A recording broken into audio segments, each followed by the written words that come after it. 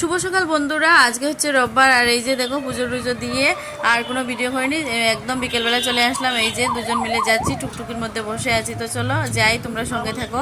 আর এই যে শিলচর শ্মশান কালী বাড়ি, এই যে শ্মশান কালী মন্দির। তো একটুখানি গাড়ি থেকে তোমাদেরকে দেখালাম। তো চলো আমরা কোথায় যাচ্ছি, তোমরাও আমাদের সঙ্গে চলো, ভিডিওটা দেখো, তারপরে বুঝতে পারবে আমরা কোথায় যাচ্ছি। তো এই যে দেখো তারাপুর আর কি ব্রিজের উপরে চলে আসলাম।